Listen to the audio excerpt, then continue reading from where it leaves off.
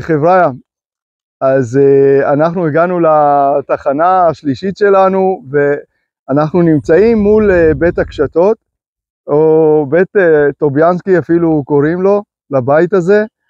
ומדוע טוביאנסקי? כי מדובר על אדם בשם מאיר טוביאנסקי, שהיה סרן בהגנה, שנחשד בריגול לטובת האויב, ובמשפט שדה שנערך לו ביוני 1948, הוא הוצא להורג במשפט שדה תוך כמה שעות. משעה 3:30 בערך אחר הצהריים שהוא נעצר בשוק הכרמל בתל אביב, הוא הובא לכאן, ובסביבות 7:30 הוא כבר היה קבור באדמה. סיפור מדהים, מזעזע, טרגדיה איומה של אדם מוכשר, נאה מראה, שהוצא להורג. ומדוע זה קרה? עכשיו נספר את כל הסיפור. זהו מאיר טוביאנסקי, וזהו הבן שלו, יעקב.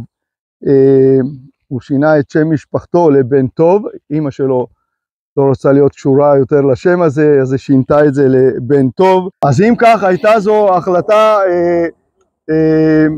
יחידה מסוגה בתולדות מדינת ישראל, שבו בן אדם מטעם כוחותינו הוצא להורג.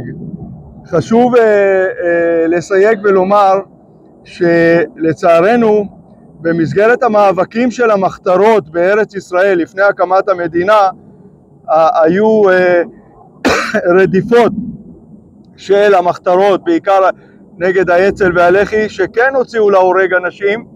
מדובר על עשרות אנשים שלא כולם ידועים, וסיפורים מאוד מזעזעים בגלל רדיפה פוליטית ואי הסכמה על הדרך הפוליטית והצבאית של אותם ארגונים. בכל אופן, מאיר טוביאנסקי נולד בשנת 1904 לדבורה, ורה ויעקב בעיר קובנה שבליטא הרוסית. בשנת 1925 הוא מצטרף לקיבוץ עולים ועלה לארץ ישראל, נקלט בעבודות חקלאיות שונות, הוא עבד בקידוח, בכל מיני בארות. ב-1926 התגייס ולמד בית הספר לשוטרים בירושלים. ראוי לציין שכבר עם הגיעו לארץ הוא כבר היה מהנדס, הוא למד את זה עוד בקובנה, וב-1927 הוא הוצב כשוטר במשטרת חיפה במסגרת הנוטרים תחת השלטון של הבריטים. במאורעות של תרפ"ט 1929, בהיותו כפוף למפקד הבריטי, הוא בעצם מסרב פקודה, משהו לא מצא חן בעיניו, ואז הוא מודח מהמשטרה. בחלק מהזמן הוא מוצא את עצמו מסתובב ברחובות חסר תעסוקה, ללא קורת גג, ולאחר מכן הוא מתייצב בחייו. ב-1934 מתחיל לעבוד בחברת האשלג בחברת ים המלח, נושא את ורה לאישה, נולד לו בן. בשנים 38-39 עבד כמנהל בחברת בלפור סיטי, שהפעילה את תחנת הכוח בירושלים, ועשה רבות להעסקת יהודים בתחומיה. תחנת הכוח הזאת, להזכירכם, כשעשינו את הטיול במושבה הגרמנית ועשינו את המעקף הזה דרך בית לחם, אז ראינו את התחנה מצד ימין. לא יודע אם אתם זוכרים, אבל שם זו התחנה. אני מזכיר אותה כי אחר כך נסגור את המעגל בקשר אליה. בזמן מלחמת העולם השנייה טוביאנסקי מתגייס לצבא הבריטי, הוא משרת שם במשך 6 שנים בחיל ההנדסה, ומקבל דרגת מייג'ור, רב סרן. עם שחרורו ב-1946 הוא עבד כמהנדס במחנה אלנבי שבירושלים, זה המחנה שנמצא לכיוון דרך בית לחם, מדרום לירושלים, באזור תלפיות. ב-1947 הוא מתקבל לעבודה בחברת החשמל הירושלמית כמהנדס. אני מזכירכם, זו חברה שבעצם מעורבת ערבים ויהודים, כי אנחנו עדיין בתקופה של המנדט הבריטי, ותוך כדי המלחמה שפורצת בינינו לבין הערבים, הוא מתגייס להגנה במרחב ירושלים, וב-1948 הוא עובר בעצם לשירות האוויר, זה חיל האוויר העתידי של מדינת ישראל, וממונה על 3 שדות תעופה באזור ירושלים, עטרות, גבעת שאול ועמק המצלבה. וחשוב, אני אומר שוב את הדברים האלה, כי אחר כך נדבר על העניין של ההנצחה שלו ונראה את החיבור של הדברים. אז אם כך, הוא בעצם שייך לחיל האוויר בתקופה הזאת. ביוני 48, עם תום המצור על ירושלים, הוא נוסע לתל אביב, מירושלים לכיוון תל אביב, אוסף את אחייניתו והולך לשוק הכרמל לעשות קניות. הוא נעצר בחטף בשוק הכרמל, הובל למשרדי המודיעין בתל אביב. באותה תקופה כבר קם צה"ל, אז מדובר על חיל המודיעין, אבל לפני כן זה הש"י, שירות הידיעות של ההגנה, ונחקר על ידי דוד קרון, איסר בארי, בנימין גיבלי ואברהם קדרון. זה 4 האנשים האלה שהיו שייכים לשירות הידיעות של ההגנה, ואיסר בארי היה ראש הש"י, ראש אמ"ן, בדיוק, ראש אמ"ן, מה שהיה אז. והם מאשימים אותו בבגידה, ריגול ומסירת ידיעות לאויב. ובחקירה הוא הואשם כי הליגיון הפגיז באופן מכוון אתרים מאוד ממוקדים באופן מדויק בירושלים, והוא הואשם כאילו בהיותו עובד חברת החשמל, הוא זה שהעביר את הידיעות לאויב, וכך הם יכלו לכוון גם למקומות בהם יש... מה? כן, ממש כך. עכשיו... זה נכון או לא נכון? אז ככה, זה נכון ולא נכון. זה נכון ולא נכון. מדוע? כי קודם כל, כשהוא נפגש עם המפקד הבריטי של האזור, הוא הראה לו את הדברים במפה ובמסמכים, אבל הוא לא אמר מה בדיוק כל דבר, והוא ראו אותו גם יושב עם האיש הזה, עם הבריטי, כי חלק מהבריטים, אתם יודעים, שיתפו פעולה עם הירדנים, והחדר היה פתוח, זה לא היה מפגש סודי, הוא לא הסתיר את זה, ולמשל, הייתה נקודה בשם תעש, כולם יודעים מה זה תעש, תעשייה צבאית, אז שואל אותו הבריטי, מה זה תעש? אז הוא אומר לו, תעש, זה חברת הידיעות הסובייטית. הוא אומר לו, מה, הם צריכים כזה מקום גדול וזה, לא משנה, זאת למשל עובדה איך שהוא מספר לו סיפורי בדים של סלוביאנסקי לבריטי. ואז בעצם גם בדיעבד מתברר שהיה איזה פקיד בחברת החשמל שהתקנה בטוביאנסקי, והוא מספר כי ראה את טוביאנסקי מעביר למנהל הבריטי את הדברים האלה של הרשימות והמקומות כפי שסיפרתי קודם. ג'יבלי, שהוא בעצם היה ראש הש"י באזור ירושלים, בנימין גיבלי, הוא מתעלם מהמידע הזה. בפועל רשימת האתרים הועברה בדיעבד התברר כמה ימים אחרי ההפגזה של הליגיון, דבר שגיבלי בעצמו לא ידע, אשר כוונה נגד אזורי שליטה בעיר, ולכן הוא בעצם בעקבות המידע השגוי הזה מואשם בריגול, בבגידה. את המידע הזה בנימין גיבלי, שהיה כאמור ראש הש"י באזור ירושלים, הוא מעביר לדוד שלטיאל, זה האיש הזה, שהיה מפקד מחוז ירושלים, חטיבת עציוני של אותם ימים, ודוד שלטיאל מסרב לקבל את ממצאי החקירה של גיבלי ודרש המשך חקירה. לפיו החומר שהציג גיבלי אומנם היה חמור, אבל לא עד כדי להדיח את טוביאנסקי מתפקידו, ולכן יש להשגיח עליו, להמשיך ולתצפת, לעקוב אחריו, וחוץ מזה ששלטיאל טען שהוא לא הרגיש שיש איזשהו מעשה ריגול מיוחד בירושלים. בהמשך הסיפור, כאמור, לאחר שהוא נעצר שם בשוק הכרמל, הוא אומר ל4 האנשים שבאו לעצור אותו, שהזכרתי אותם קודם, מה עם האחיינית שלי, אני יכול להחזיר אותה הביתה? כן, אפשרו לו, החזיר אותה הביתה, השאיר שם את המצרכים אצל אחותו, ולקחו אותו בג'יפ, ונסעו בשיירה של 3 ג'יפים, מקרטעים לכיוון חולדה, היכן שהיינו, שם על המפקדה, ואחר כך הביאו אותו למקום הזה, שכאן בשטח הזה היו 2 כפרים ערביים בשם בית ג'יז ובית סוסין, והם היו קרובים אחד אל השני, ובאזור שיותר מזרחה בית סוסין, היכן שנהיה בתחנה הבאה שלנו, זהו מצפה הראל. אנחנו נראה את המקום שבו, את הבית שבו נערך המשפט. שם היה בית הספר האזורי של 2 הכפרים האלה, שהיה משותף לשני הכפרים. הבית הזה בעצם הוא בית שהיה שייך לאפנדי מקומי של בית ג'יז, של הכפר המקומי כאן, ואנחנו רואים גם שחלק מהבית לא הסתיים מבחינת הבנייה, ובזמן המלחמה הוא נאלץ לעזוב אותו ולעבור מן המקום.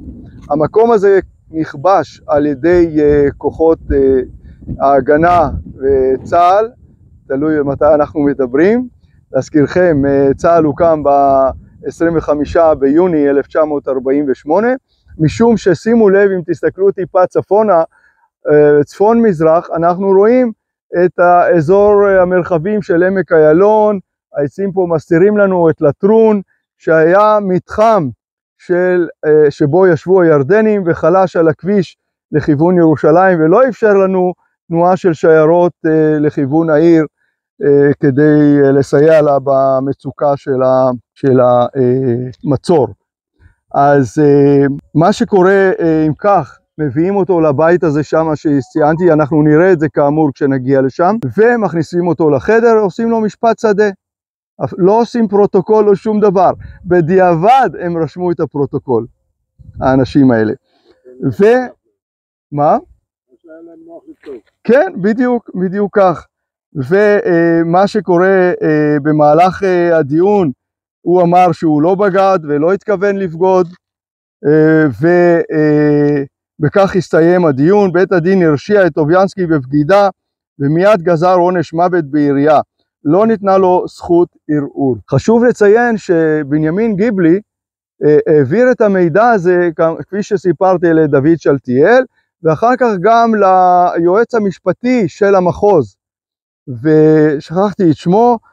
הוא אמר לו, תשמע, אין לי נתונים, אני לא יודע להגיד לך איזה משפט לעשות לו, תנקוט לפי ראות עיניך.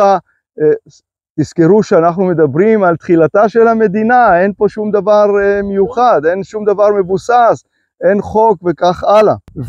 ואז בעצם בינתיים איסר בארי, שהיה ראש השי, מארגן מתוך המשלט הזה, שהיה כאן כוח מחטיבת יפתח, את מתתיהו גולדמן, שהיה המפקד של המשלט הזה, הוא מארגן 6 חיילים, כדי לפעול ולהוציא את הפקודה. 2 חיילים לא הסכימו להשתתף בירי, אז הם עזבו, נשארו 4, והם הולכים ברגל מאזור בית הספר, מתקדמים לכיוון הזה. כאן הוא מוצא להורג. מה שעושים, מורידים את ארגותיו, מורידים את כובעו ואת חגורתו, שואלים אותו אם הוא רוצה להגיד משהו, הוא רק מתחנן על הבן שלו ועל אשתו ושמישהו יטפל בה, ואומר שוב לא בגדתי וכך הלאה, וכל הזמן איסר בארי צובח עליו, תשתוק, אל תדבר, בוגד וכך הלאה. והמפקד מתתיהו גולדמן צועק לחייליו, אל הבוגד שלפניכם אש. בפשטות ירו בו בראש, כשהוא לא היה מוכן לשים כיסוי לעיניו, והוא מתמוטט ונהרג במקום. קוברים כאן איזשהו בור ארעי ומשאירים את גופתו כאן. ידוע איפה? כן, היה פה באזור הזה, סמוך לבית. ומה שקורה, זה היה בסביבות השעה 7 בערב, ככה חודש יוני, 30 ביוני, זה דמדומים לקראת ערב, טוב, אשתו מתחילה לחפש אחריו, מה קורה עם בעלה, ומתחילה לשאול שאלות, לא מקבלת תשובות, עד אשר ב-19 ביולי, כ-20 יום לאחר מכן, נמסרה הודעה לעיתונות, באופן לקוני קצר, שמרגל ישראלי הוצא להורג ללא פרסום שמו. אבל לאחר שאשתו גילתה את המקרה, היא בעצם זיהתה שבבעלה מדובר, היא פנתה לדוד בן גוריון, ראש הממשלה ושר הביטחון, על מנת שיפעל לניקוי שמו של בעלה. בעקבות זאת, דוד בן גוריון הורה לפרקליט הצבאי הראשי של אותם ימים, הראשון של צה"ל, אהרון חוטר ישי, אביו של אחד מעורכי הדין הידועים,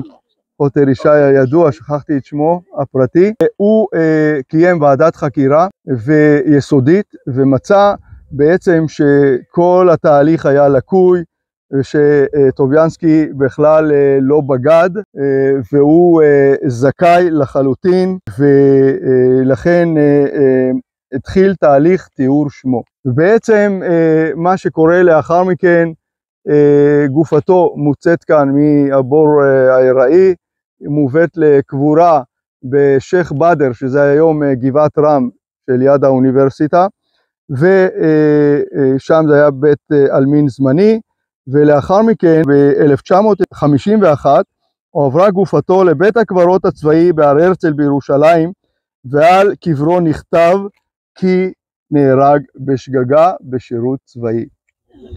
וכתוב כאן בבית ג'יז, כ"ג בסיוון תש"ח, בן 44 בנופלו. חבריה, אני מבין את הסערה שמתחוללת בתוככם, בהחלט זה טרגי, זה אומנם מדובר באדם אחד, אבל זה מצביע על תופעה ועל שחיתות. עכשיו אני ארחיב ואומר בנושא הזה. איסר בארי היה אדם לא כל כך ישר, אני לא רוצה להגיד מעבר לזה, אבל הוא נמצא שהוא חיסל כבר כמה אנשים באופן לא חוקי. אבל היה איזשהו אפנדי ערבי באזור הצפון, שפעל יחד עם כוחותינו ושיתף פעולה והעביר ידיעות על הערבים וכך הלאה, ואז בשלב מסוים, בהיותו מפקד הש"י של אזור הצפון, הוא חשד בו, תפסו את האיש הזה, עלי מונטר נדמה לי, ואז עינו אותו, בסופו של דבר הוציאו אותו להורג, הדבר התוודע לבן גוריון והוא הדיח אותו מתפקידו, אחר כך הוא חזר והפך להיות מפקד הש"י. היו לו עוד כמה אירועים שהיו קשורים גם ליהודים שהוא חיסל אותם מהמחנה השני, ואז הוחלט להעמידו לדין, ובמשפט גבו עדויות מגיבלי, מכל האנשים שהיה אפשר, מהמפקד שהיה במקום וכך הלאה, וסופר כל הסיפור איך שזה התרחש, ובעצם איסר בארי נידון ליום אחד של מאסר. השופט לא רק אמר בהחלטתו שמאחר והוא תרם למען ביטחון ישראל ותרומתו לביטחון הייתה גדולה, הוא נידון ליום אחד בלבד, ואחרי זה הנשיא הראשון ויצמן חנן אותו, כלומר הוא לא נכנס לכלא בכלל, כלום. אז זה הסיפור של בארי. השלושה האחרים בכלל לא נשפטו. לא רק זאת, בנימין גיבלי, אני לא יודע אם השם הזה אומר לכם הרבה, אבל הוא היה ראש אמ"ן בשלב מאוחר יותר, והוא היה קשור לסיפור של עסק הביש במצרים, 1953 כמדומני, כן? והעסק הזה של הפעלת יהודים מצרים כנגד מוסדות בריטיים כדי לסכסך בין מצרים לבריטניה, בסופו של דבר עלו עליהם והם נשפטו, חלקם הוצאו להורג וחלקם נשארו במאסר משך שנים ארוכות. אז זה הסיפור של בנימין גיבלי, ואחר כך על זה גם נפלה הממשלה, ונשארה תמיד השאלה מי נתן את ההוראה, כי שר הביטחון שהיה אז פנחס לבון, ובנימין גיבלי ובן גוריון וכל מי שהיה בסביבתם התחמקו בקשר לעניין הזה, עד שלבון התפוטר בעקבות הסיפור של הפרשה, אבל מה שחשוב לציין, כן, את עסק הביש, כן. לא, מה שרציתי להדגיש, שאיסר הראל כבר הסריח מהראש הרבה זמן, ובנימין גיבלי כמובן. אז זהו אגב אהרון חוטר ישי, שהיה הפרקליט הצבאי הראשון, דרור חוטר ישי, נכון? אוקיי, תודה. ומה שקורה בהמשך, ישנו אדם, אלוף משנה במילואים, שהיה בחיל המודיעין, שמו גדעון מיצ'ניק. הוא היה מפקד יחידת ההנצחה של אמ"ן, אגף המודיעין, והוא נכנס לסיפור של הפרשה הזאת, זה נגע לליבו, כי אף אחד לא הנציח אותו, אף אחד לא דיבר עליו, והוא התחיל לעשות פעולות, וב-2018 הייתה הפעולת ההנצחה הראשונה, כאשר המועצה לשימור אתרים בישראל החליטה לשמר את המבנה הזה, ואנחנו רואים את השלט הכחול שנמצא כאן, שזה הסמל שלהם, ולהנציח את שמו של טוביאנסקי פה במקום הזה. אם תתקרבו אחר כך תוכלו לקרוא בקצרה על כל מה שסיפרתי לכם בדקות הארוכות האלה. האזור הזה גם שייך למועצה אזורית מטה יהודה, ואחר כך ההנצחה גם הועברה לחיל האוויר, שיאמר לזכותם שהם קיבלו במיידי את האחריות על טוביאנסקי, בהיותו מה? בעבר, בדיוק, הוא היה מפקד 3 שדות תעופה באזור ירושלים, בדיוק. ואז הם הוסיפו את שמו בהר הטייסים בירושלים, וביחידת ההנחתה של חיל האוויר. גם חברת החשמל הנציחה את טוביאנסקי בתחנת הכוח שלה, שם על יד המושבה הגרמנית ב-2022, ואתם שמים לב, זה ממש לפני שנים בודדות, וגם התברר שמשפחתו הייתה הראשונה שזכתה לטיפול של אגף השיקום במשרד הביטחון. אשתו והבן, שהיה אגב בן 11 כשאבא שלו נרצח או נהרג. גם עיריית ירושלים הנציחה אותו במסגרת הפעילות שלו בעיר, בשלט ליד גן סאקר בשנת 2023, ביום השנה ה-75 להריגתו. אז חברים יקרים, זה סיפור מיוחד, עצוב מאוד, ואולי גם לא יחיד, אבל כן, אז נכון, אנחנו לא יודעים הרבה מאוד דברים, ויש כל מיני ידיעות ודיווחים. הוא רוצה שאני אברר לו... לא, אני אגיד לך למה, אני עלה לי איזה רעיון בראש. אולי נבקש, רגע, חברים יקרים, רגע. נמזכר את הקיבוץ, כאילו נשפץ את הקיבוץ, וכולנו נגור פה, כל אחד בחדר, תביאו את הנכדים. כמה מילים לגבי הקיבוץ, קיבוץ הראל, קיבוץ שנוסד בשנות ה-50, לא כל כך הצליח בדרכו, היו כאן הרבה תחלופות של אנשים, של חברים, והיום זה קיבוץ חברתי פתוח כזה. אנשים רובם עובדים מחוץ לקיבוץ, אבל יש גם מחלקה של חקלאות שעובדת, יש להם שדות כאן באזור, וגם שדות רחוקים מכאן, באזור קריית גת, בדיוק, באזורים האלה. כן. המחסנים פה שהם מזכירים אותם.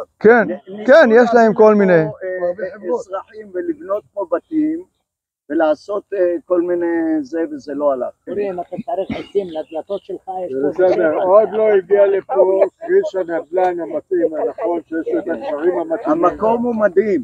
אז חבריה, זה הסיפור.